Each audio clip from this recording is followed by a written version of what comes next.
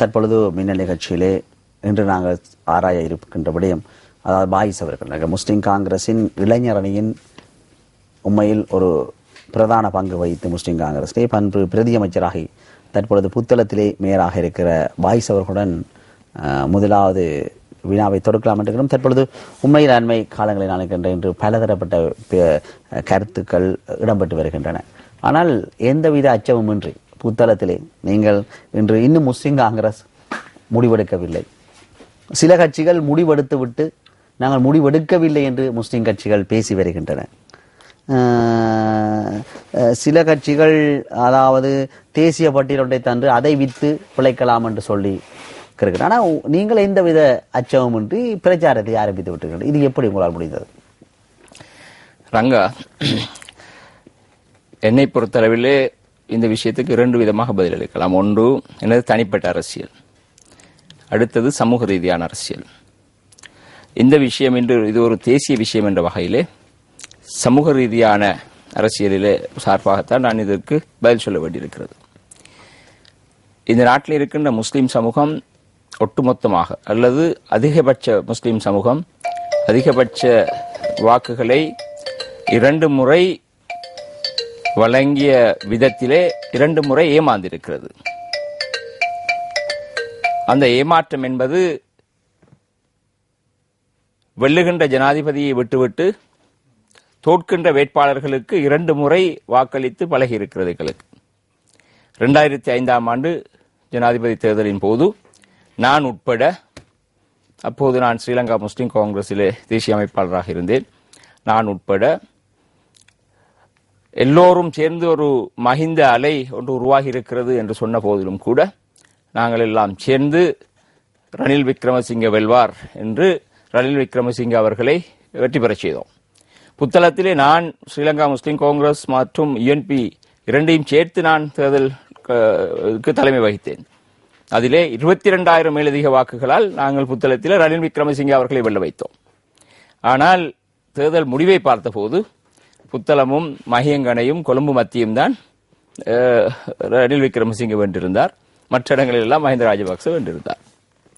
அடுத்த தேர்தல் 2010ஆம் ஆண்டு தேர்தலிலே இதைவிடவும் பலமாக சிங்கள கிராமங்களுக்குள்ளே எல்லாம் ராணுவ வீரர்கள் எல்லாம் நின்று வேலை செய்து மஹிந்த ராஜபக்ச ஜனாதிபதிக்கு எதிரான ஒரு அலையை உருவாக்கி அது பொன்சேகா அலையாக மாற்றி சென்ற தேர்தலிலே ஒவ்வொரு கிராமமும் பொன்சேகா என்று கிராமம் முழுதும் பொன்சேகாங்களின் போட்டோ, ராணுவ சீருடையுடன் கூடிய போட்டோக்களை காட்சிக்கு வைத்து பொன்சேகா அலையை உருவாக்கி அந்த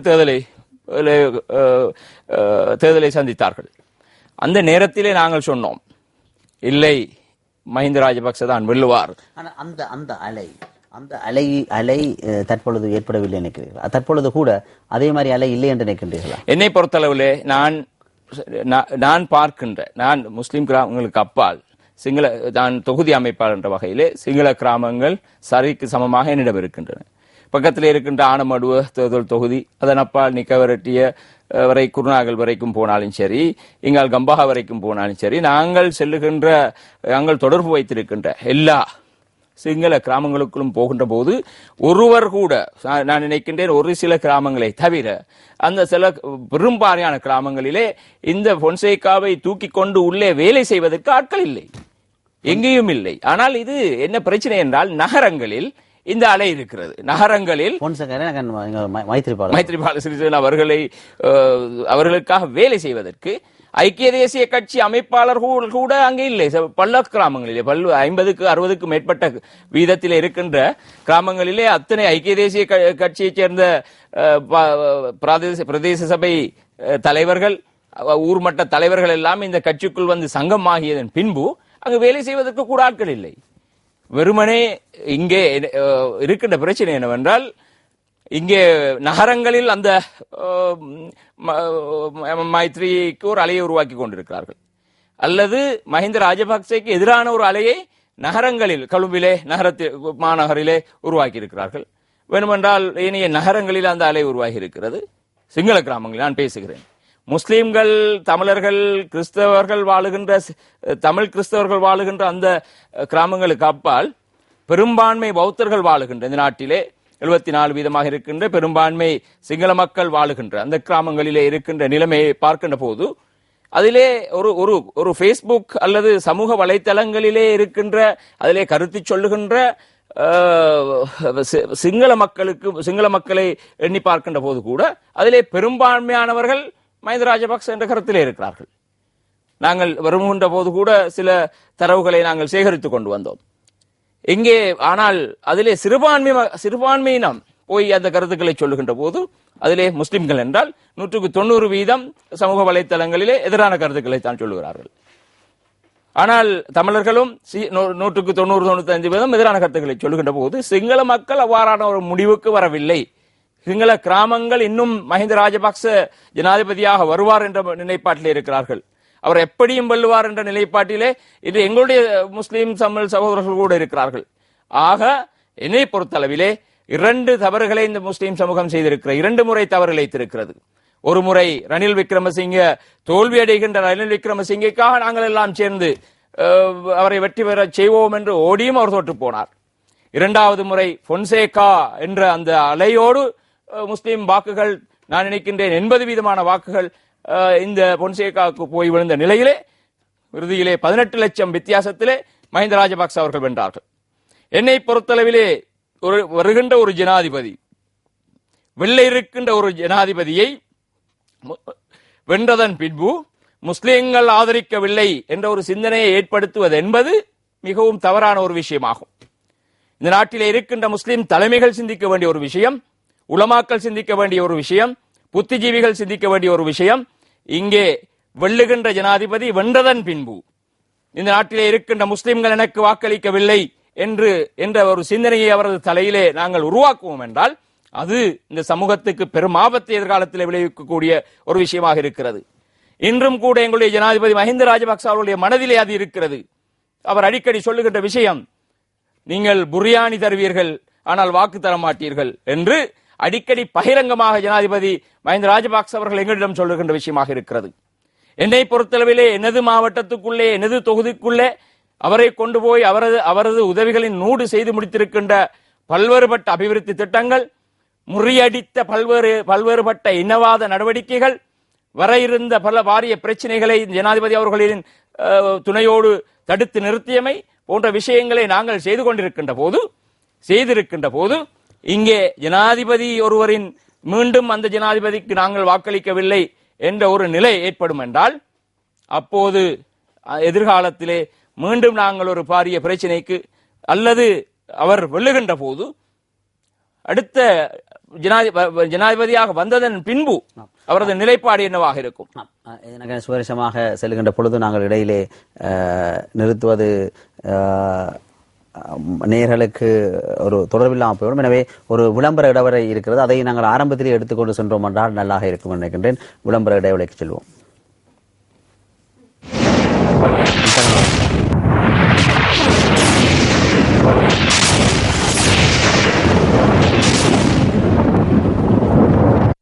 அனைவரையும் வெல்ல வைக்கும் லக்ஸ் ஸ்ப்ரே பால் பொங்கும் வாசி. 1 கிலோகிராம் லக்ஸ் ஸ்ப்ரே வெட்டு பாக்கெட்டை அல்லது பெட்டியின் மேற்பக்கட்டையை கடைக்காரருக்கு கொடுத்து நீங்கள் வாங்கும் 1 கிலோகிராம் லக்ஸ் ஸ்ப்ரே பாக்கெட்டுக்கு 25 ரூபாய் கழிவை பெற்றுக் கொள்ளுங்கள். 400 கிராம் லக்ஸ் ஸ்ப்ரே வெட்டு பாக்கெட்டை அல்லது பெட்டியின் மேற்பக்கட்டையை கொடுத்து நீங்கள் வாங்கும் 400 கிராம் லக்ஸ் ஸ்ப்ரே பாக்கெட்டுக்கு 15 ரூபாய் கழிவை பெற்றுக் கொள்ளுங்கள். இச்சலுகை வரையறைக்குட்பட்டது.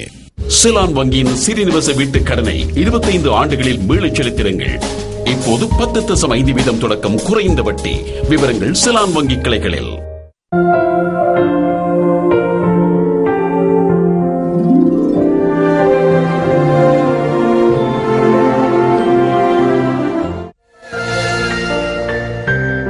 மொபிடெல் உங்களுடனே என்றும்.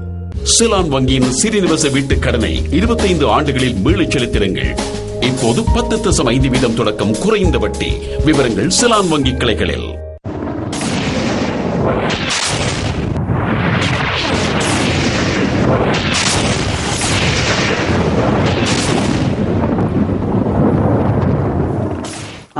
ஆனால் வயசர்கள் நீங்கள் கூறிய கருத்திலே பார்த்தீர்கள், முஸ்லீம்கள் இந்த முறை இந்த ஜனாதிபதிக்கு வாக்களிக்காவிட்டால் முஸ்லீம்கள் ஒரு வித்தியாசமான கண்ணோட்டத்தில் பார்ப்பார் என்ற கருத்தினை முன்வைத்தீர்கள்.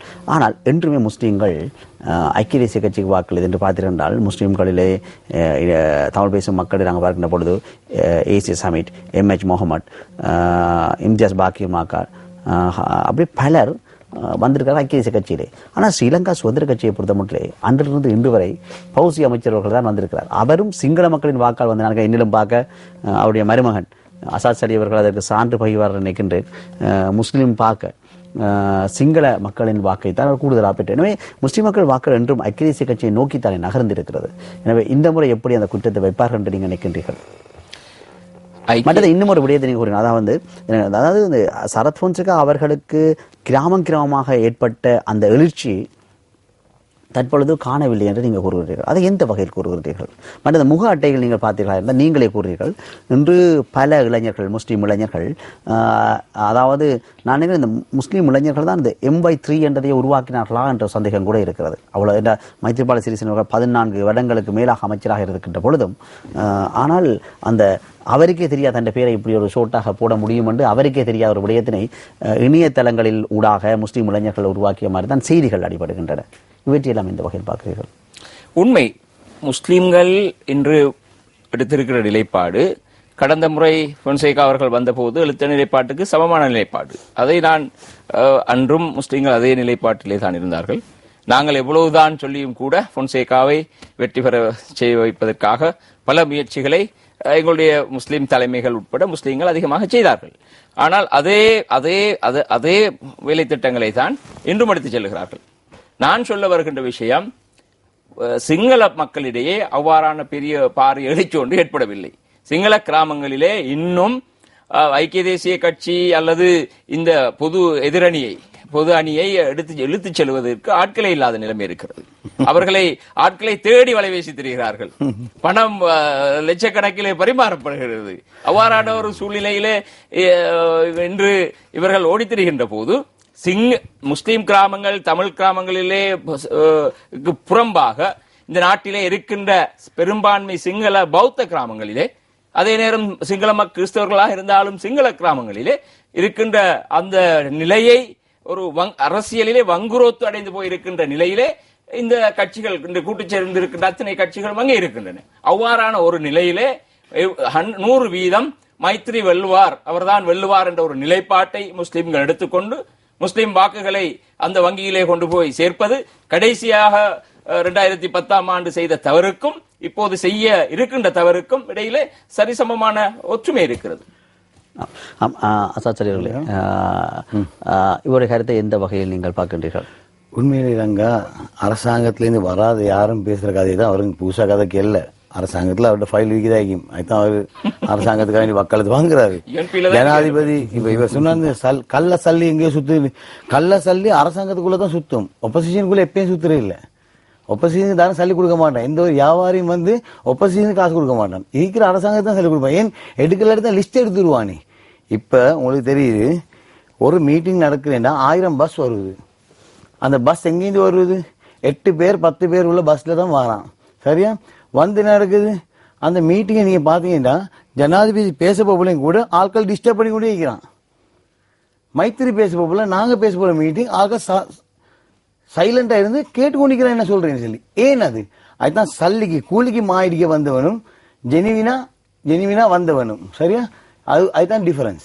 ஜெனிவினா வந்த ஆட்கள் கேட்டுக்கொண்டிருக்கிறான். இந்த கிரௌட் எடுத்து பாத்தீங்கன்னா, நாங்க போற இடத்துல அலையா வந்து கொண்டிருக்கிற கிரௌட், மக்கள் இதுக்கு வரணும்னு சொல்லி வராங்க. ஆனா இங்க பஸ்ல கொணரப்படுது. சமுர்திகாரன் 1.4 மில்லியன் சமுர்திகாரனுக்கு 10,000 லோன், 2,500 இன்ஸ்டால்மெண்ட் இப்ப பே பண்ணி முடிஞ்சு 7,500 தருவோம் ஜனாதிபதி வெத்தின போறோம். இப்ப சகோதரர் சொல்றாரு, முஸ்லிம்கள் நேரத்தோட ரோங்கான பேங்க்ல போட்டாங்க, இது தரக்கும் அதே அந்த எலெக்ஷன் இல்ல இது. இவருக்கு இருக்கிற ஒரு கருத்து, அதாவது சரத் பொன்சேகா அவர்கள் தேர்தலில் வருகின்ற பொழுது கிராமமாக வீடு வீடாக அந்த சரத் பொன்சேகாவின் அலை இருந்தது. அவருடையக்காக வேலை செய்வதற்காக எல்லாரும் வீதிக்கு இறங்கினார்கள். ஆனால் ஐக்கிய தேசிய கட்சியின் இயந்திரம் இயங்கவில்லை என்று சில இன்று வரை அன்றும் கேட்டது அந்த அன்னம் இன்றும் கேட்பது அந்த அன்னம், அன்றும் கேட்டது ரவி கருணாநாயகண்ட கட்சி, இன்றைக்கும் கேட்பது ரவி கருணாநாயகண்ட கட்சி. ஆனால் இதில் ஏன் அந்த ஐக்கிய தேசிய கட்சியின் அந்த வீட்டுக்கு வீடான பிரச்சாரமோ அல்லது கிராமத்துக்கு கிராமமான பிரச்சாரமோ அல்லது சந்தைக்கு சந்தை பிரச்சாரம் நடைபெறவில்லை என்றதை இவர் கூறு. அதை நீங்கள் இந்த வகையில் நல்ல ஒரு கேள்வி தாங்க.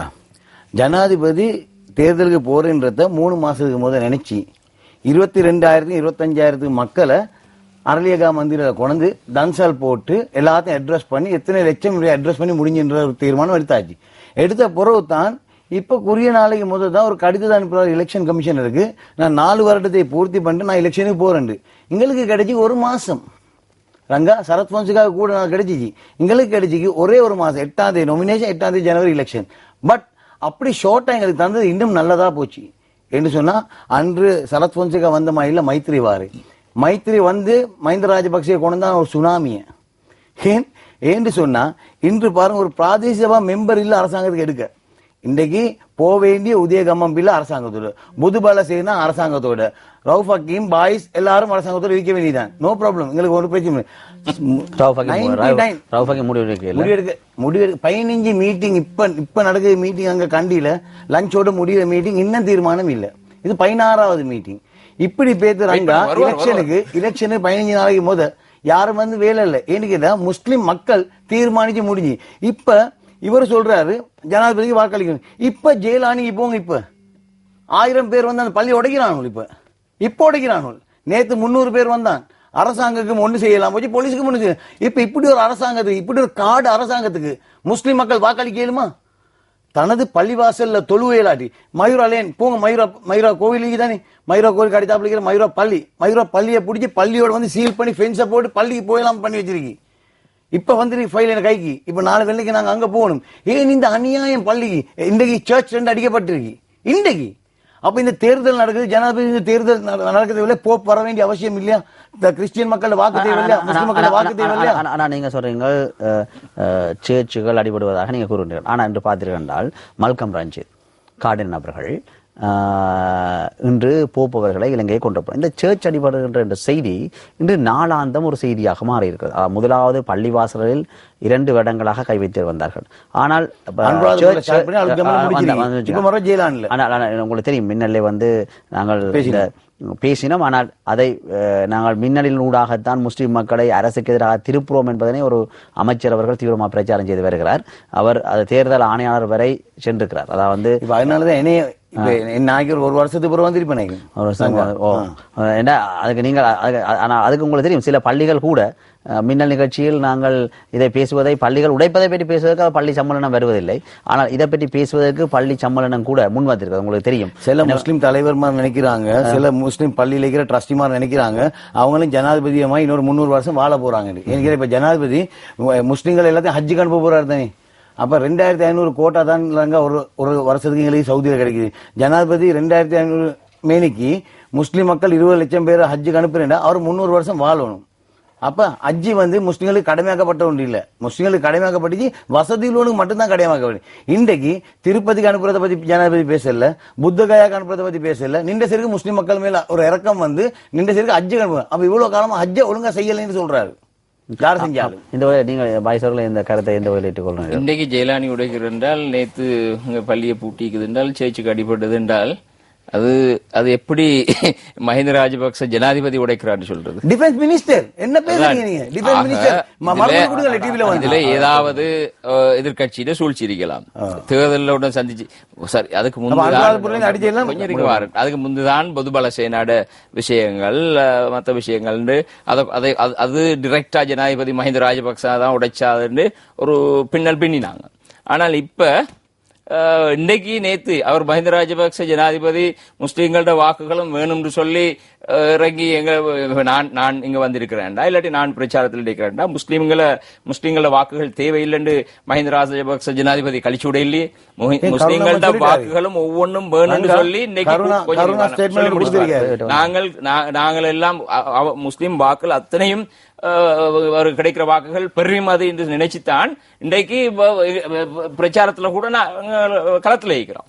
அப்படி இருக்கிற நேரம் மஹிந்த ராஜபக்ச ஜனாதிபதி போய் பாதுகாப்பு அமைச்சருக்கு ஓடு பண்ணுவாரா, போய் ஜெயலலிதா உடைங்கன்னு சொல்லி இல்லாட்டி இங்க உள்ள பள்ளிவாசல போட்டுங்க சேச்ச உடைங்கன்னு சொல்லி போலீஸ் இது முழுக்க உங்களோட கட்சிகளோட எதிர்கட்சிகளோட சூழ்ச்சியா இருந்தா போலீஸ் என்ன செய்யுது? போலீஸ் இங்கட போலீஸா? போலீஸ் இப்ப போலீஸ் எலெக்ஷன் கமிஷனர் ஆர்டர் தானே செய்யும். பாவம். எலெக்ஷன் கமிஷனர் டியூட்டின்னு சொன்னாரு. ரங்கா ஏண்ட லைஃப் இன்னைக்கு எனி மூமெண்ட் கொள்றதுக்கு வச்சிருக்கான் அரசாங்கம். இன்று ஏண்ட லைசனை எஸ்பி ரணகலை வச்சு கொண்டிருக்கான், கொடுக்க மாட்டான் சாலிக்கு. என்ன லைசன்? எலெக்ஷன் கன் லைசன். எலெக்ஷன் கமிஷனர் நேற்று ஆர்டர் பண்ணாரு காமினி நவரத்னக்கு ஒரு ப்ரொவின்சியல் கவுன்சில் மெம்பர் முறை இவர் 2 போலீஸ் கொடுன்னு சொல்லி, இவர் எல்லாம் மீட்டிங் போற இவர் தான் மெயின் ஸ்பீக்கர்னு சொல்லி கொடுக்கல. இவர் சொல்றாரு எலெக்ஷன் கமிஷனர் ஆர்டர் போலீஸ் எடுக்கிறாங்க. ஒரு ஆர்டர் எடுக்கிறாங்க இல்ல, ஒரு கேண்டிடேட்டுக்கு அவங்க நினைச்சதான் செய்யறாங்க. ஜெயலலிதா என்று சொன்ன விஷயம் உண்மையா இருந்தா சொல்லுங்க, நாங்க பாக்குறோம்.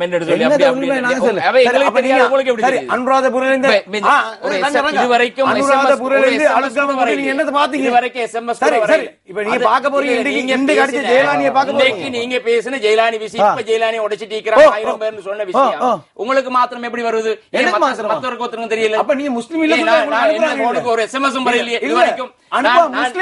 நான் 5 மணிக்கு தான் அரசாங்கத்துல முஸ்லீம் இல்ல வரைக்கும் ஒரு SMS வரல. இல்ல இப்பவும் நாங்க அரசாங்கத்துல முஸ்லீம் இல்ல அப்படின்னா எங்களுக்கு தெரிஞ்சு அது உண்மையான கன்ஃபார்ம் பண்ணி சொல்லுங்க.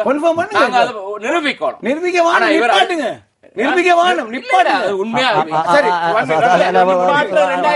யார் அரசாங்கம் உடைக்குதா இல்லையான்னு 2 வருடமாக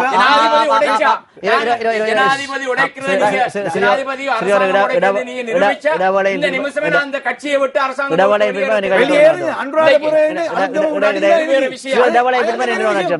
என்ன வேற விஷயம். அனுராதபுரம் அடிச்சிருக்கீங்க, அது எப்படி வேற விஷயம்? நீ ஒரு முஸ்லிமா? தயாரிப்பாளரை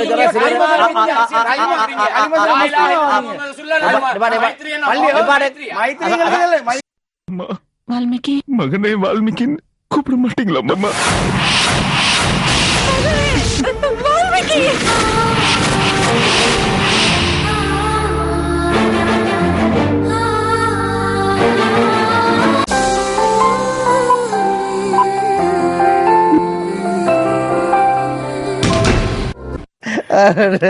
ரைட். அதாவது நீங்கள் லைவ் எடுக்க அது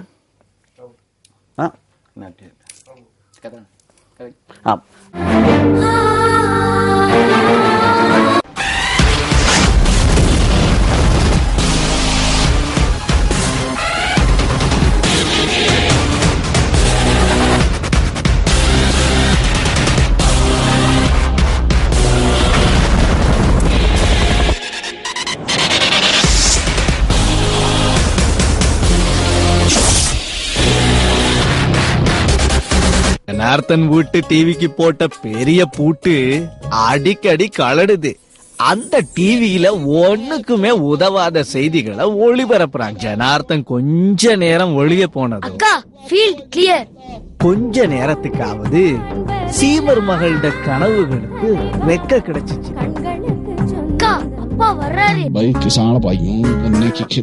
என்ன நடக்குது? விவசாயம். ஐயோ, அம்மாட வீட்டுல இப்படின்னா அப்ப மாமியார் வீட்டுல எப்படி இருக்கும்?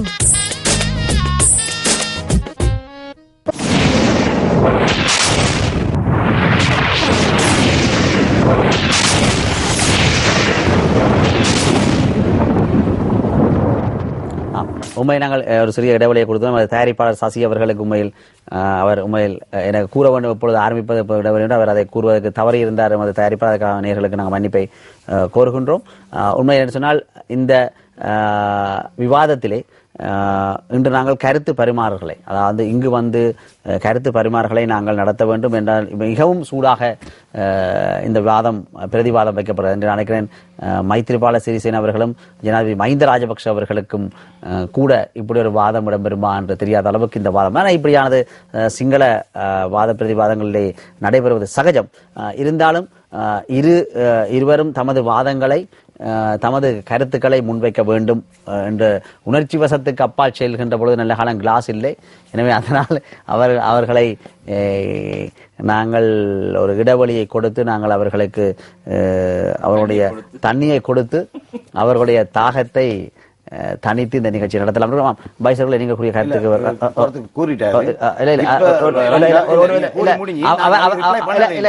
அவர் 2 நிமிடம் போயிட்டு நான் கூட வருது.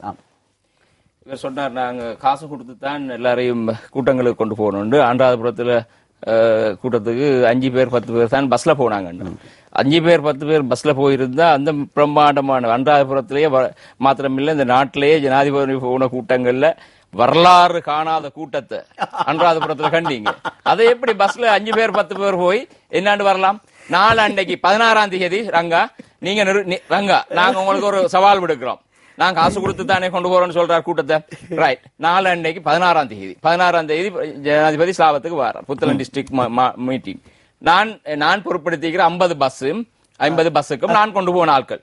நீங்க ஒவ்வொரு பஸ்ஸுக்கும் உங்களோட சக்தி டிவி ஆட்களை போடுங்க, இல்லாட்டி சிரசையை போடுங்க. நாங்க காசு கொடுத்து ஏத்துறோமா, சாப்பாடு கொடுத்து ஏத்துறோமா, அல்லது 5 பேர் 10 பேர் போறாங்களான்னு பாருங்க.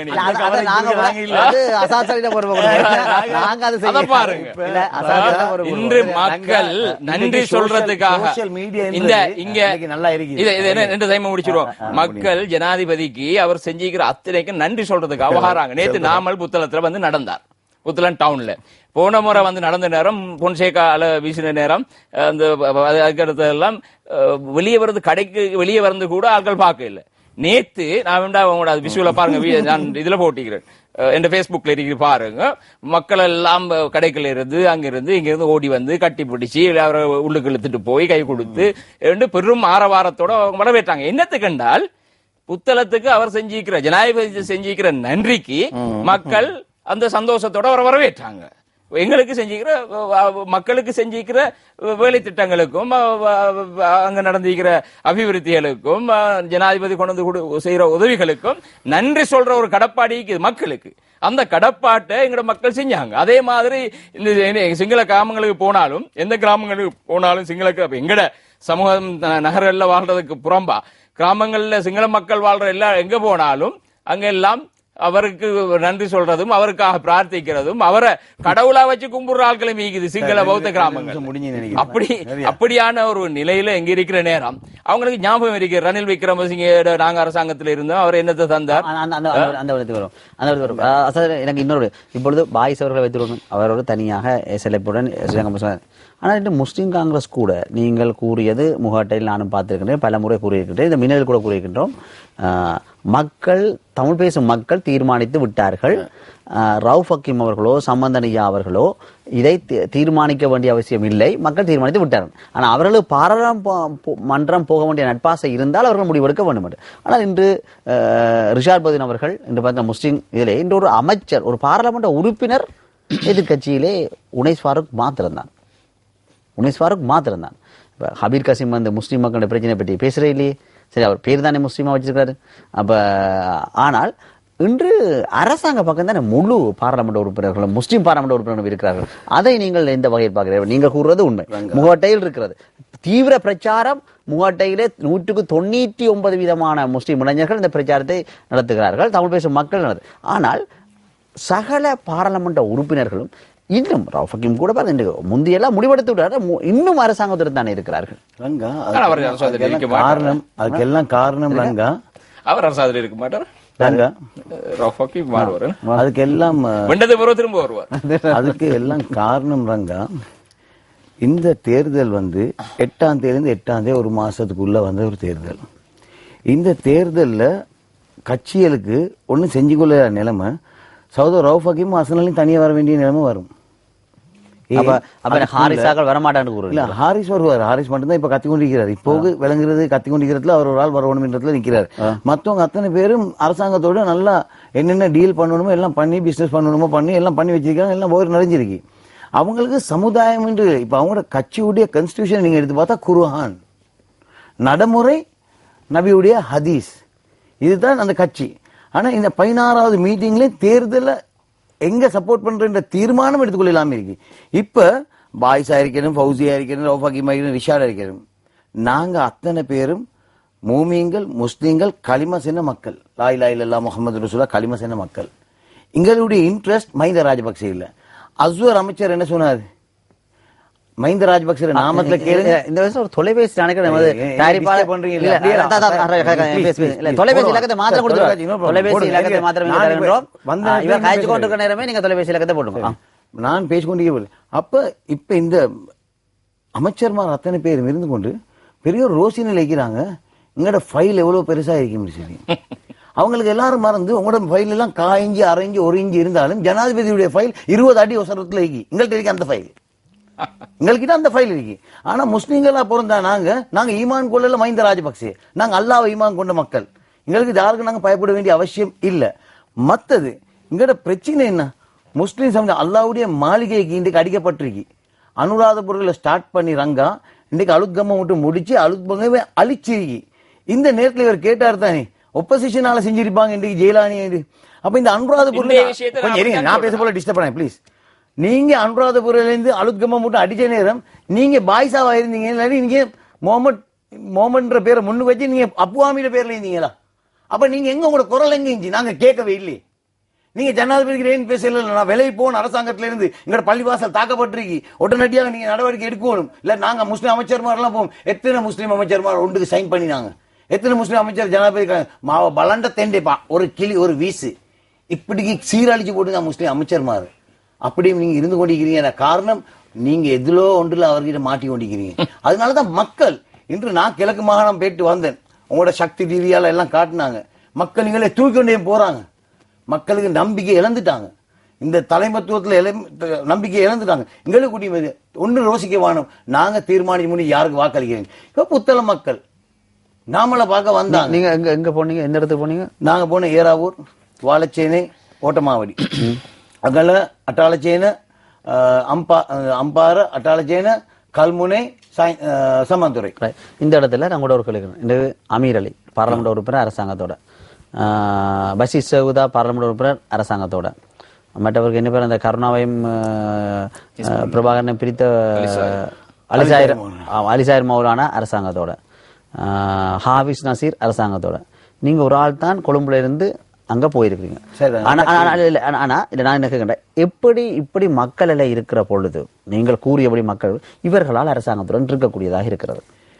ரங்கா இவங்களுக்கும் அரசாங்கத்துக்குள்ள என்ன ஒப்பந்தம் என்று எங்களுக்கு தெரியாது. மக்கள் இருக்கிற பொழுது எப்படி இவர்கள் இருக்கிறார்கள்?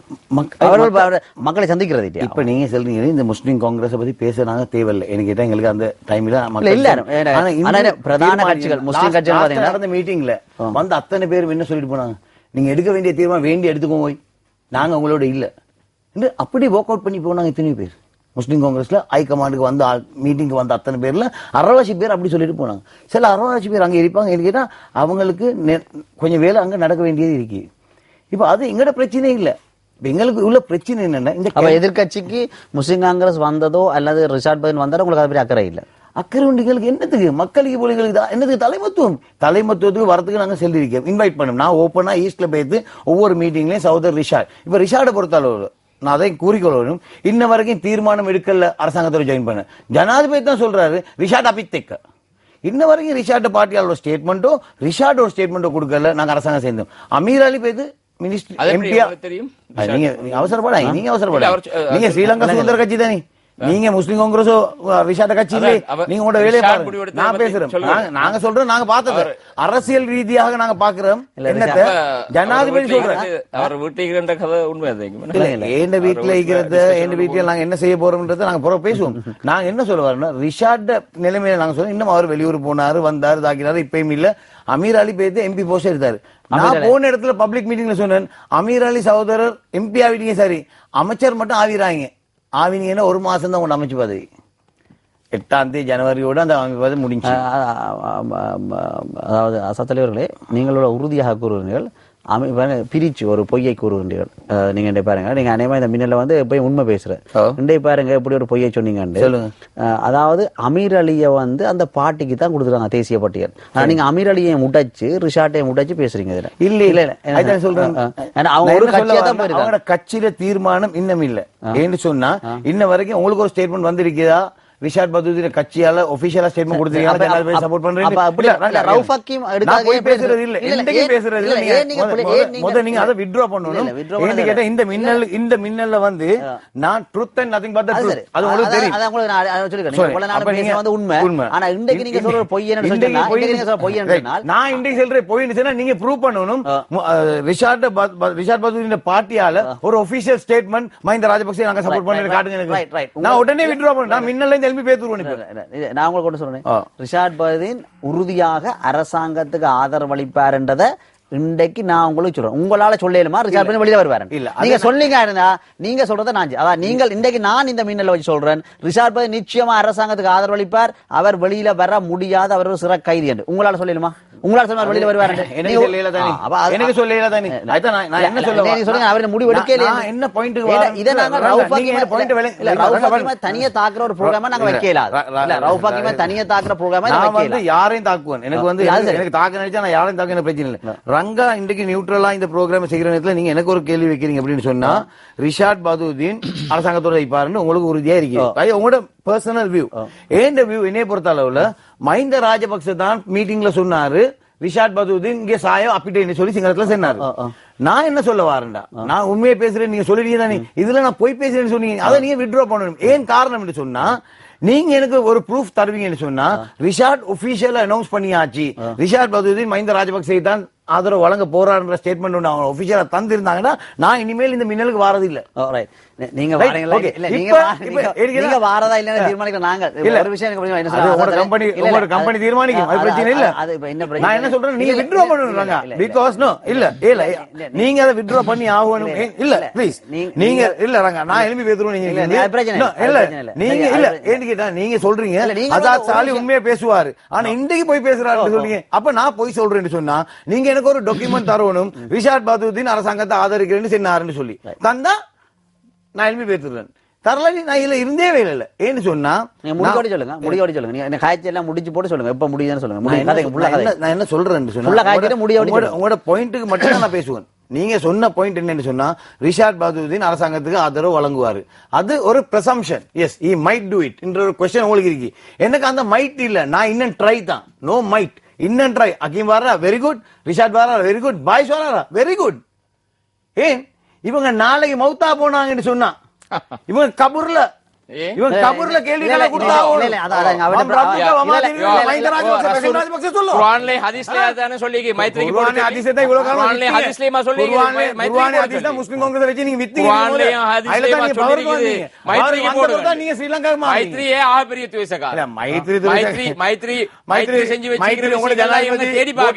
பள்ளியோட கேள்வி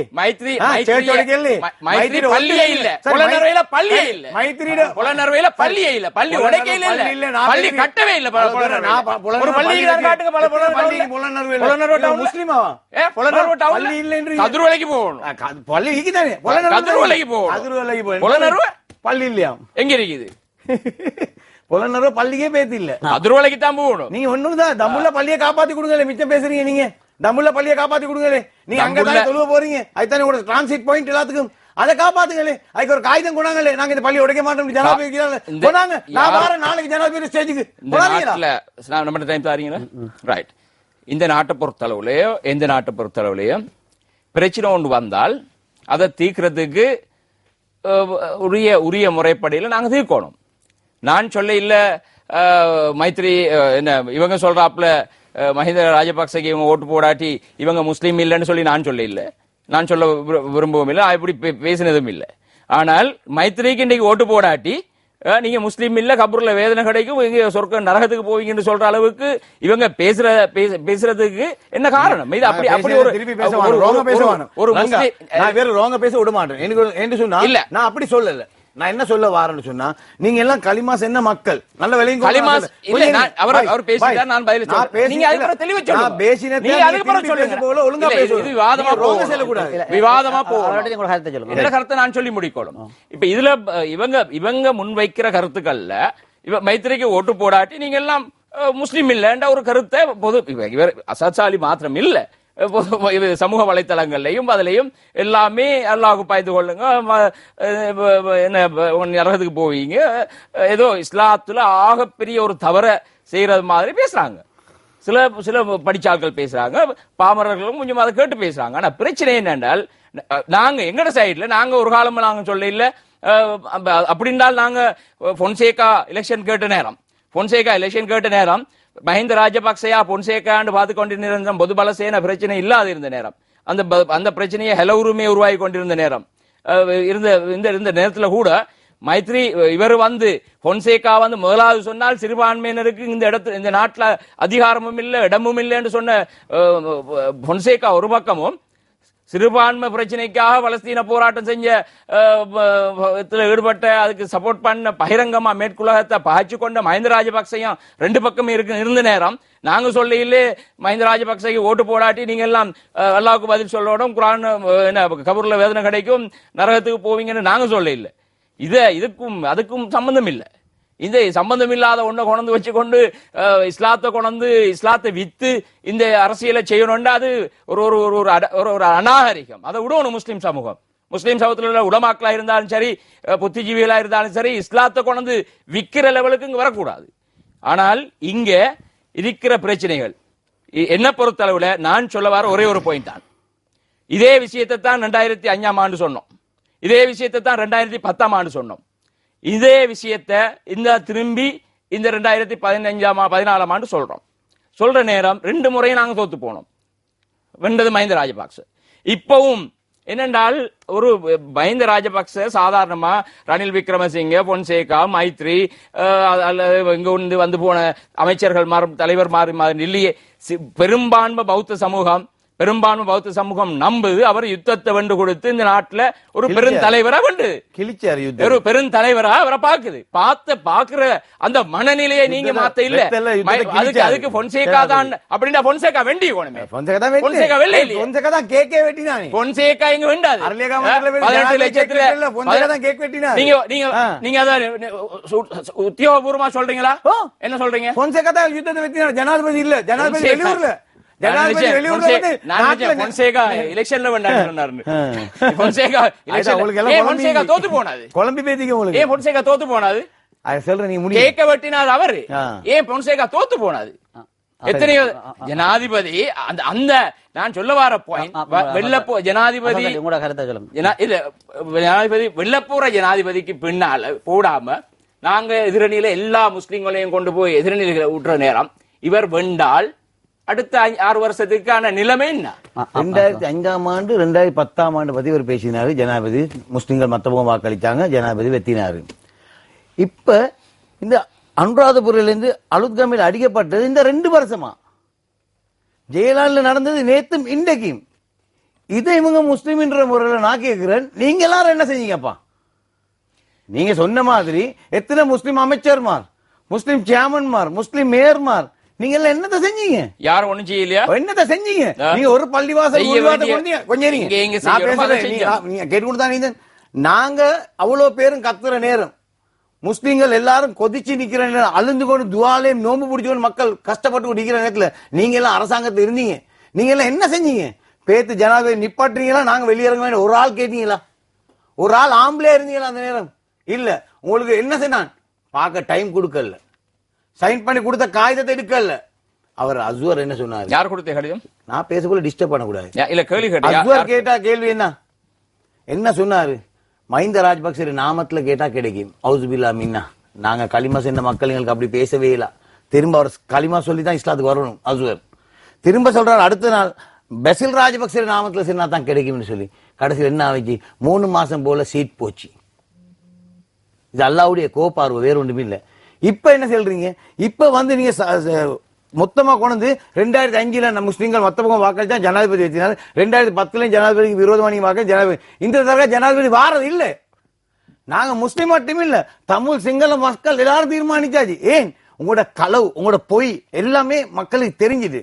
2500 மில்லியன் செலவழிக்கிறீங்க இந்த வருஷம். நீங்க ஜனாதிபதி ஏரோப்ளைன்ல போறதுக்கு மட்டும் கூட்டாளி மாறோட ட்ரிப் போறதுக்கு இந்த நாட்டுக்காக போறீங்க.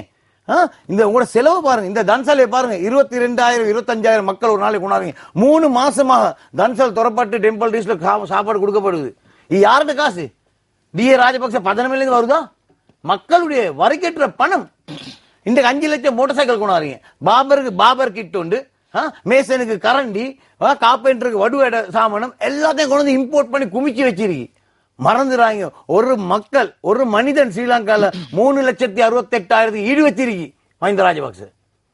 ஆனா இன்று இந்த சாமனத்தை பங்குட்டு நீங்க சொல்றீங்கப்பா, இவர் புத்தள மக்கள் வெளியே வந்து நாமெல்லாம் பேபி பேபி பேபின்னு கெட்டி முடிச்சு மோந்தானாம், உம்மா கொடுத்தாராம். ஜனாதிபதி மீட்டிங்ல எல்லா பொம்பளைக்கும் உம்மா கொடுக்காரு. இப்ப புள்ளைய தூக்குறாரு.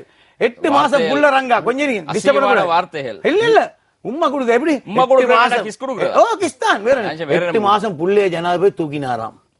அனே ஆமுதுருனி பலாண்ட மா சட்டங்கள் அமையா அவர் தூக்கினத்தோட அந்த புள்ள கண் 2 பெருசாக்கி அப்படி பார்த்துச்சான். ஒரு பார்வை ஜனாதிபதியை பார்த்து ஜெயதேவா ஜெயதேவா ஜெயதேவான்னுச்சான். உம்மா பாப்பா கிட்ட வந்து ஜனாதிபதி சொன்னாலாம், சார் உம்மா செல்லையும் இல்ல வாப்பா செல்லையும் இல்ல, உங்களுக்கு ஜெயதேவான்னு சொல்லியாச்சு. அப்ப இவர் வெத்திட்டாரு. இந்த புள்ளைய தூக்கினத்தோட அடுத்த நாள் ராவ் பால்மா விலையை கூட்டியாச்சு. இப்ப ரங்கா 8 மாசம் புள்ளைக்கு ரங்கா 8 மாசம் புள்ளைக்கு ஜனாதிபதியை விளங்குறேன்டா. இலங்கையில் என்னத்துக்கு அப்பா இவ்வளவு கட் அவுட், ஏன் இவ்வளவு போஸ்டர்? இவர் சொல்ற மாதிரி புத்தளத்துக்கு அவ்வளவு செஞ்சிருந்தா மக்கள் வாக்களிப்பாங்க தானே. ஜனாதிபதி மீட்டிங்கே போட தேவையில்லை. 3ஆம் வருஷம் ஜனாதிபதி வாரன்ற அனௌன்ஸ்மெண்ட் பண்ணினாலே மக்கள் போய் மல்ல மல்ல மல்ல மல்லன்னு ஓட்ட போடுவானே. என்னதுக்கு இவ்வளவு கேம்பெயின், என்னதுக்கு ரூபாயினே பதாபிச்சு கொண்டு? ஏன் ஐடி இங்க முஸ்லீம் ப்ரோக்ராம் அந்த SLBCல அந்த ஹட்டா அவன் செய்யற அநியாயத்தை பார்க்கணும். உங்களோட நண்பர் தானே எலெக்ஷன் கமிஷனர். இப்ப வந்து அவருக்கு கீழே தானே இந்த மீடியா எல்லாம் பொறுப்பா இருக்கு. ரூபானி வைத்தியனும் எலெக்ஷன் லோவின் படி உங்களோட நண்பனுக்கு கீழே தானே வந்திருக்குது. அப்ப நண்பர் என்ன செய்யறாரு? நண்பன் உங்களுக்கு நண்பனாகும் எனக்கு நண்பனாகும், நோ ப்ராப்ளம். இப்ப அந்த நண்பனை தான் சொல்றேன். எலெக்ஷன் அண்டு பாருங்க, அவரு ரூபாயினிக்கு ஸ்டேட் மீடியா அதுக்கு கொடுத்தாரு. அந்த அந்த அந்த ஆட்கள் என்ன செஞ்சாங்க? உங்களோட மீடியாவுக்கு கூட தாரேன்னு சொன்னா லோகோ இல்லாம என்ன செஞ்சான்? லாஸ்ட் மினிட்ல கேன்சல் பண்ணி விட்டான். ஏன்? அவனுக்கு தேவைப்பட்டுச்சு ஜனாதிபதி குளிச்சு போட்டு டவல்ல தொடச்சுக்கொண்டு வாரத்துல நின்று காட்டுறதுக்கு. அவன் அப்படியே காட்டிக்கும் வந்து ஜனாதிபதி பொண்டாட்டியோட வந்து அப்படியே வந்து சாத்திரக்காரன் பெறல போனா அதையும் லைவா காட்டியாச்சு. அதை வந்து அப்படியே வந்தார் ஜனாதிபதி எலெக்ஷன் கமிஷன் ஆஃபீஸ் கிட்ட அங்கனைக்கும் போல போனான். அங்கனைக்கும் சரி எல்லாரும் முன்னுக்கால எலெக்ஷன் கமிஷன் நொமினேஷன் கொடுக்கும், ஜனாதிபதி பின்னது கதவால வந்து பின்னுக்கால கொடுக்கான் நொமினேஷன். அதே அக்செப்ட் பண்ணாரு எலெக்ஷன். இல்ல இத சொல்ல அதே அக்செப்ட் பண்ணாரு. ஏன் அது பயம்? இல்ல ஏன் அக்செப்ட் பண்ணாரு? வேற என்ன செய்ய? Election commission election commissioner independent election commission இந்த நாட்டில் இருக்குதா? கமலேஷ் சர்மா இவ்வளவு ஜனாதிபதியோட காமன்வெல்த் இருந்தது. போற நேரம் ஒரு பிரஸ் கான்ஃபரன்ஸ் வச்சாரு. என்ன சொல்லிட்டு போனாரு? What we require in Sri Lanka is a independent election commission. That was his statement. Why இந்த நாட்டில் எலெக்ஷன் வந்து வயலேட் பண்றீங்க? இப்ப 5 லட்சம் பைஸ்கள் கொண்டு பங்கு கொடுக்குறீங்க. இன்னொரு விஷயம், அதாவது இன்னொரு விஷயத்தை உங்களுக்கு கூறணும். இந்த ரவுஃப் ஹக்கீம் அவர்களை வந்து நெடுகையின் தாக்குதல் அவர் ஒரு குற்றம் சாதிக்கிற மீன நிகழ்ச்சியிலே நீங்கள் வாரவுடைய உங்களை கூப்பிட அதுல ஒரு விஷயத்தை தெளிவுபடுத்தணும்னா, கிட்டத்தட்ட பசில் ராஜபக்ச அவர்களும் பார்லிமெண்டத்திலே கேட்டிருந்தார். இதை விட ரவுஃப் ஹக்கீம் அவர்கள் தனது ஹைகமாண்டிலே பல முறை ஒரு பொய்யை சொல்லி வருகிறார். அதுக்கு நான் ஆன்சர் பண்ணல. அதாவது உங்களை கொண்டு நான் தான் முஸ்லீம் காங்கிரஸுக்கு இணைத்ததாக இன்றைக்கு ஹைகமாண்ட் நடைபெற்றுக் கொண்டிருக்கிறது. அந்த இடத்துல வேணும், நீங்கள் தான் எனக்கு தொலைபேசியில் அழைத்து ரவுஃப் ஹக்கீம் தொலைபேசியில் கூட பேசுகின்ற பொழுது ரங்கா எங்களை வரட்டாம், அவர்கிட்ட ஆபீஸுக்கு என்ன பேர் தாருசல்லாத்துக்கு வரைச்சார். ஆனால் அதை அவர் அரசாங்கத்துக்கும் நிமார்ஸ் படி சில்வா அவர்களும் இடம் கேட்டிருந்தார். ரங்கா நீங்க தான் கொண்டு அசாத் சலிய ரவுஃப் ஹக்கீமுக்கு சொன்னீங்களா, கண்டிப்பா இவரை கூட சேர்க்க சொல்லிடுறேன். அப்படி ஒரு சம்பவமே உங்களுக்கு நடக்கல. அவர் உங்கள்கிட்ட தான் வந்து தொலைபேசியில பேசுறார். ரவுஃப் ஹக்கீம் ரங்கா 6 மணிக்கு ரங்காவையும் கூட்டிக் கொண்டு வாங்க, நாங்க பேசுவோம் சொல்லி. இல்ல அப்படி சொல்லல. சொன்னாரு ஒரு கரெக்ஷன் நீங்க சொன்னது. நீங்க பேத்து இணைய சேர்க்கிற பிரச்சனை உண்டு அங்கே வரவே இல்ல. நம்பர் 1. நம்பர் 2, நாங்க 2 பேரும் பேத்து பேசினாலும் நாங்க 2 பேரும் காங்கிரஸ்ல சேரல. நாங்க இவரோட பையத்தெல்லாம் எடுக்கல. உங்களுக்கு தெரியும் இந்த கட்சி முக்காவாசி கல்லன்னு சொல்லி நாங்க பையத்தெல்லாம் எடுக்கல. ஆனா உங்களை ரவுஃப் ஹக்கீம் அவர்களை அந்த கட்சியில சேர்க்க சொல்லி நான் அவருக்கு ஏதாவது சொன்னானா? கொஞ்சம் சொல்லுவாங்க. இவங்க ரவுண்ட் டிசிஷன் இல்ல, சொபோவ் தான் 1 மணி 2 மணிக்கு டிசிஷன் எடுத்து இவங்க அரசாங்கத்திலயும் வெளியே வராங்க. வந்து 6 மணிக்கு எனக்கு கால் பண்றாரு, அசாத் நாங்க அரசாங்கத்திலயும் வெளியே வந்துட்டோம், இப்ப கொஞ்சம் ரோசிங்க நான் நீங்க ரங்கா எல்லாம் இருந்து நாங்க பேசுவோமா இந்த எலெக்ஷன் சொல்லி. அதுக்கு பிறகு நாங்க மீட் பண்ணினோம். அதுல கூட என்ன செய்ய முஸ்லீம் காங்கிரஸ்ல சேர சொன்னாங்க. நினைவிருக்கா உங்களுக்கு? நாங்க என்ன சொன்னோம், என்னைக்கு முஸ்லீம் காங்கிரஸ் நாங்க சேர்றது இல்ல, நாங்க இண்டிபெண்டா இருக்கிறோம். காங்கிரஸ் எங்களுக்கு அந்த நேரம் தேவைப்பட்டுச்சு. இந்த அப்பதான் நான் கவுன்சில்ல ரெசிக்னேஷன் கொடுத்து வந்திருக்கேன். முனிசிபல்ல இருந்து 4 மாசம் இருந்து ரெசிக்னேஷன் கொடுத்து வந்தேன். தமுல்ல பள்ளிவாசல் அடிக்கப்பட்டதுனால. அதனாலதான் வந்தோம் வெளியே. வந்து நாங்க இந்த அரசாங்கத்துக்கு ஒரு பாடம் படிப்பிக்கின்ற ஒரே காரணத்துக்கு ஹக்கீமுக்கு பெட்டிக்ளோல இறங்கி கொள்ளையில்லாத பிரச்சனை இருந்துச்சு. எங்களுக்கு அம்பாரா கொடுக்க இல்லை, ட்ரிங்கோ மரம் கொடுக்கல, நீங்க பெட்டிக்ளோக்கு போங்க. பெட்டிக்ளோல வந்துட்டு அவர் கடைசி மீட்டிங்ல சொல்லிட்டு போன என்னதாங்க, நான் எந்த நாளும் வந்து அடிபட்டுட்டு போனேன், கல் அடிபட்டு போனேன், வெஹிக்கல் அசாத், this is the first election because of you I am going without that என்றாரு. அப்படிதானே சொன்னாரு. எனக்கு அந்த சம்பவம் தெரியாது. ஆனால் ஒரு விடயத்தை நான் கூற வேண்டும். உண்மையில் அசாத் அலி அவர்களை நாங்கள் மின்னலிலே அழுத்தத்தை கொடுத்திருந்தோம். மாகாண சபை நூரேலியா மற்றும் கண்டி போன்ற பிரதேசங்களிலே ரவுஃப் ஹக்கீம் அவர்கள் தனியாக கேட்க வேண்டும் என்ற அழுத்தத்தினை விசேஷ மின்னலினூடாக 5 நிகழ்ச்சிகளை நடத்தி நாங்கள் அழுத்தத்தை கொடுத்திருந்தோம். அதற்கு ஊடாகத்தான் என்று நாங்கள் அதற்கு ஊடாகத்தான் ரவுஃப் ஹக்கீம் அவர்கள் அசாத் அலியிடம் தான் பேசியிருந்தாரே ஒழிய என்னுடன் பேசவில்லை. ஆனால் அவர் தவறாக ஜனாதிபதியின் சகோதரன் பசில் ராஜபக்ச அவர்களுக்கும் மைத்திரிபால அதாவது நிமாஸ்வரி சில்வா அவர்களுக்கும் அவரது ஹைகமாண்டிலும் ரங்கா அவர்கள் எனக்கு கொண்டு அசாத் அலியை கொண்டு தந்தார் என்று கூறியது பொய் என்பதனை இப்பொழுது கூறுகின்றோம். இதை ரவுஃப் ஹக்கீம் அவர்கள் உண்மையில் அது நான் சொல்வது பொய் என்றால் அதற்கு பதிலளிக்கலாம். அதைவிட இன்னொரு விடயமும் அசாத் அலி அவர்களை மின்னலில் அழைத்து ஒரே ரவுஃப் ஹக்கீமை தாக்குவதாக கருத்து முன்வைக்கப்பட்டிருக்கிறது. உண்மையில் நான் அசாத் அலியை பல முறை இங்கு நிகழ்ச்சி ஆரம்பிப்பதற்கு முன்பு கூட பல முறை சொல்லி இருக்கின்றேன், ரவுஃப் ஹக்கீம் அவர்களை நீங்கள் தாக்குவதை பயன்படுத்த வேண்டாம். அதுவும் ஒரு பொய்யான கூற்று. பேருக்கு தாக்கம் இல்ல, ஸ்ரீலங்கா முஸ்லிம் தலைமைத்துவம் அதை நான் பல முறை அவருக்கு பல முறை கூறினேன். இந்த முறை வந்து நாங்கள் ரிஷாட் பதினையோ அல்லது ரவுஃப் ஹக்கீம் அவர்களையோ மாகாண சபை போல் வெளியில் வந்து கேட்க வேண்டும் என்று நாங்கள் உண்மை ரிஷாட் பதினை நாங்கள் எப்பவும் கேட்பதில்லை, வெளியில் வரும்படி கேட்பதில்லை. அசாத் அலி அவர்களுக்கும் அவர்களுடைய நெருங்கிய தொடர்பு இருக்கிறது எனக்கு தெரியும். ஆனால் அவருக்கு எப்படி அசாத் அலியுடன் தொடர்பு இருக்கிறதோ அதே மாதிரி ரிஷாட் பதின் அவர்களுக்கு பசில் ராஜபக்சவுடன் நெருங்கிய தொடர்பு இருக்கிறது. எனவே அவரால் வெளியில் வர முடியாத என்ற கருத்தினை மின்னல் ஆதாரமாக கொண்டிருக்கிறது. அதனால் தான் நாங்கள் ரிஷாட் பதின் அவர்களை கேட்பதில்லை வெளியில். இப்பொழுது இந்த முறை தேர்தலிலே ரவுஃப் ஹக்கீம் அவர்களையும் நாங்கள் கேட்பதில்லை வெளியில் வர சொல்லி என்று சொன்னால் மக்கள் தீர்மானித்து விட்டார்கள். எனவே அவர் வருவதா வரவில்லையா என்பது எங்களுக்கு தேவையில்லாத விடயம். என்று சொன்னால் மக்கள் தீர்மானித்து விட்டார்கள் யாருக்கு வாக்களிப்பது என்று. எனவே ரவுஃப் ஹக்கீம் அவர்கள் எங்கு இருப்பது என்பதனை அவருக்கு அடுத்த முறை பாராளுமன்றத்தில் எத்தனை ஆசனங்களை கைப்பற்ற வேண்டும் என்ற அதன் உள்ளதான் அவர் தீர்மானிக்க வேண்டுமே ஒழிய அவர் இந்த நாட்டின் தலைவர்களை தீர்மானிக்க வேண்டிய அளவுக்கு வரவில்லை என்பதனால் தான் நாங்கள் விசேஷ மின்னலையோ எதையோ ரவுஃப் ஹக்கீம் அவர்கள் வெளியில் வர வேண்டும் என்றோ அல்லது உள்ளுக்கு இருக்க வேண்டும் என்ற கருத்தினை நாங்கள் கூறவில்லை. ஆனால் அதே நேரம் இன்னொரு கருத்தினை நாங்கள் அசாத் அலியுடன் நீங்கள் கேட்கலாம். நான் பல முறை அசாத் அலி அவர்களை இங்கே கொண்டு முஸ்லிம் காங்கிரஸ் தலைவர் அவர்களை தாக்க வேண்டிய தலைமையோ அல்லது முஸ்லிம் காங்கிரஸ் தாக்க வேண்டிய தேவை எங்களுக்கு இல்லை. ஆனால் மாகாண சபை தேர்தலில் நாங்கள் அதை இருவரையும் இணைத்து போக வேண்டும் என்பதனை நாங்கள் அவர்கள் வெளியில் வந்து தனியாக கேட்க வேண்டும் என்று தெரியும். கிழக்கிலே அவர்கள் தனியாக கேட்டபடியால் அவர்கள் வெளியில் வந்தால் கிழக்கு மாகாண சபை கவிழ்ந்து விடும். அதனால்தான் இன்று கிழக்கு மாகாண சபை உறுப்பினர்கள் ஹோட்டலிலே தங்கும் அளவுக்கு இன்று வசதிகள் படைத்தவர்களாக முஸ்லிம் காங்கிரஸ் மாகாண சபை உறுப்பினர்கள் இருக்கிறார்கள் என்றால் அதற்கு காரணம் அவர்கள் தனியாக கேட்டபடியாக. இணைந்து கேட்டிருந்தால் அவர்களோட சிறை கைதிகளாக இருந்திருப்பார்கள். உங்களுடைய என்னை பொறுத்தளவிலே இவ்வளவு நாள் உண்மையில் இதற்கான விளக்கத்தை நாங்கள் கொடுக்கவில்லை. என்றால் உண்மையில் பல பிரதிவாதங்கள் முன்வைத்தான் நாங்கள் அதை பற்றி உண்மையில் அலட்டிக் கொள்வதில்லை. ஆனால் இந்த வித அசாத் அலி அவர்களும் வந்தபடியால் நான் உங்களுக்கு ஒரு வருஷத்துக்கு பின்பு வந்திருக்கின்ற கூறினார், ஞாபகம் ஒரு வருடத்துக்கு வந்திருக்கின்ற. அதனால் தான் நாங்கள் உண்மையில் அவரிடம் அந்த கருத்தினை முன்வைத்தோம். அசாத் அலி அவருடன் தான் அந்த டெலிபோன் அவுட் கோயிங்கை பார்த்தால் பல முறை அவருடன் தான் ரவுஃப் ஹக்கீம் அவர்கள் பேசிக்கொண்டாரே ஒழிய என்னுடன் அவர் எதுவுமே பேசவில்லை. இறுதியாக நான் ஒரு கருத்தை வலியுறுத்தி சொல்ல விரும்புகிறேன். என்றால் இந்த நாட்டில் பல ஜனாதிபதிகள் வந்து போயிருக்கிறார்கள். ஒவ்வொரு ஜனாதிபதியுடைய காலப்பிரிவிலும் பல்வேறு இனவாத பிரச்சனைகள், பயங்கரவாத பிரச்சனைகள் அல்லது இனவாதம் அல்லது சிங்கள பேரினவாதம் விஷயங்கள் இடம்பெற்றிருக்கின்றன. அது பண்டார் நாயக்காக இருந்தாலும் சரி, பிரேமதாச இருந்தாலும் சரி, யாராக இருந்தாலும் சரி, ரணில் விக்ரமசிங்கே அவருடைய காலத்திலும் சரி பிரச்சனைகள் வந்திருக்கின்றன. ஆனால் ஒரே ஒரு விஷயத்தை முஸ்லிம் சமூகம் ஏற்றுக்கொள்ள வேண்டியிருக்கிறது.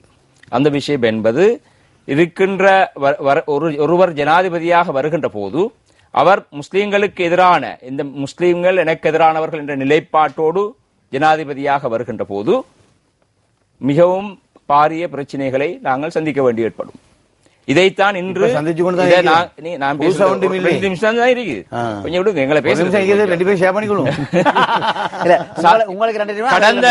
கடந்த தேர்தலின் போது இந்த ஜனாதிபதி அதே மனநிலையோடு தான் வந்தார். அதே மனநிலையைத்தான் கடந்த தேர்தலிலே நீங்க மாதிரி அசாத் அலி போன்றவர்கள் மற்ற முஸ்லிம் காங்கிரஸ் எல்லாம் சேர்ந்து மஹிந்த ராஜபக்ச அவர்களுக்கு ஏற்படுத்திய அந்த மனநிலை என்பது முஸ்லிம்கள் புரியாணி தருவார்கள், ஓட்டு தர மாட்டார்கள் என்ற நிலையைத்தான் உருவாக்கினார்கள். அந்த மனநிலை தான் இன்னும் ஜனாதிபதிக்கு இருக்கிறது. என்னை பொறுத்தளவிலே புத்தளத்திலே நான் பல விஷயங்களை சாதித்திருக்கிறேன். போலீஸ்காரனை போட்டு கழுத்தை அறுத்த அந்த சம்பவம் கூட புத்தளத்திலே நடந்த போது பெரும் பிரச்சனையோடு சிங்கள மக்கள் எல்லாம் திரண்டு வந்து புத்தளத்தை தாக்க வந்த போது பெரிய பள்ளியிலே நாங்கள் கூடியிருந்து உடனடியாக நான் ஜனாதிபதியை தொடர்பு கொண்ட போது உடனடியாக இருக்கின்ற இராணுவத்தை அனுப்பி முழுமையாக ஒரு சின்ன இன்சிடென்ட் கூட நடக்க விடாமல் முழுமையாக நகரை அப்படியே கட்டுப்பாட்டுக்குள் கொண்டு வந்து அந்த பேரினவாத அந்த நேரத்திலே பேரினவாதிகள் எல்லாம் கிளர்ந்து வந்த போதிலும் கூட அதை கட்டுப்படுத்தி தந்த அந்த வரலாறு அண்மையிலே புத்தளத்திலே நடந்தது. ஒரு நிமிஷம். புத்தளம் இதுவரைக்கும் அங்கிருக்கின்ற பெரும்பான்மையின அமைச்சர்களால் விழுங்கி ஏப்பமிடப்பட்ட ஒரு பிரதேசம். இங்கே இப்போதுதான் சிங்கள பெரும்பான்மை மாவட்டத்தில் இருக்கின்ற ஊர்களுக்கு கொடுக்கின்ற அத்தனையும் புத்தளத்துக்கு அள்ளி தந்தார். கழுத்து அறுத்த கேஸ் சொல்றாரு. இவர் விஷயத்தையும் நாங்கள் சொல்ல வருகின்ற விஷயம் உடனே ராணுவத்தை அனுப்பினாரு. கொஞ்சம் பேச முடிஞ்சிரும் டைம். ஒரு நிமிஷம் தான் இருக்கு. அப்ப அன்றைக்கு முஸ்லிம் மக்கள் தவறா கடைசி ஒரு விஷயத்தை தவறா செஞ்சாங்க. கிரீஸியாக்கா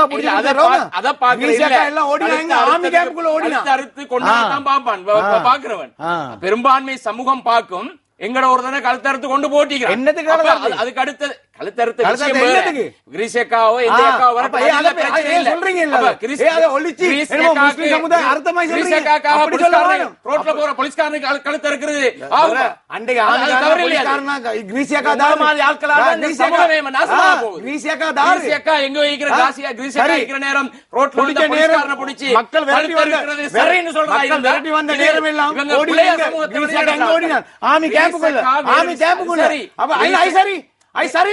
அது இல்ல.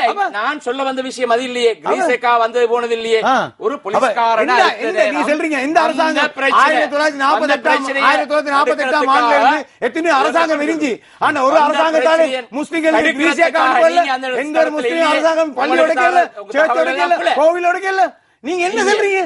என்ன சொல்ல வாரது வேற, நீங்க நினைக்கிறது வேற.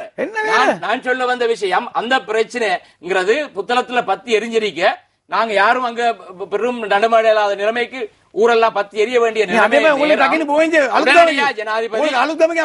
ஜனாதிபதி உடனே எங்களை சொல்ல வந்த விஷயம். இப்ப நான் புத்தளத்துல வாக்களிச்சேன்ற மனநிலை அவருக்கு இருக்குது. ஆகவே என்னால எல்லாத்தையும் செஞ்சு கொள்ளக்கூடிய வசதி இருக்குது.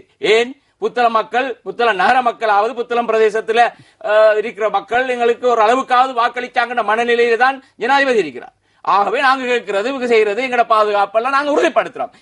இந்த ஆபத்தை நீங்க நீங்க நீங்க நீங்க பொறுப்பெடுக்கணும். வாசாச்சாலி நீங்க சொல்றாப்ல உங்க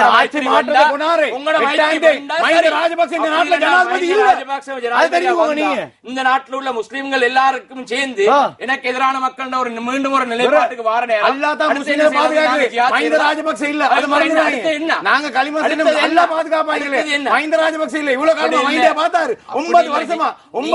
முஸ்லிம்களுக்கு அநியாயம் ஒரு பிசினஸ் பண்ண பலசேனாக்கு அரசாங்கம் பின்னணியில இருந்து ஆயுதம் கொடுத்து பர்மாவுல மாதிரி மியான்மர் மாதிரி நடந்தது.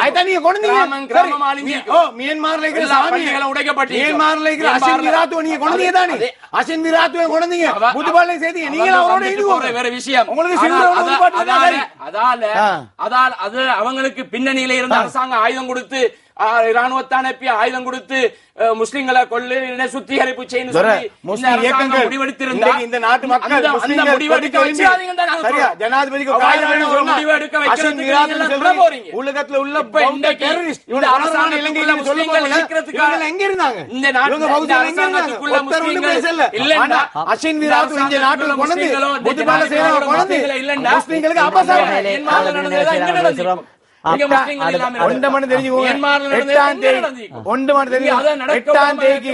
நாட்டுல ஜனாதிபதிக்கு அபசாரணை அவ்வளவுதான். அதை தெரிஞ்சுக்கோங்க. முஸ்லிமா வாழ பாருங்க. களிமா உங்களுக்கு கடைசியில களிமா வரணும். அவ்வளவுதான்.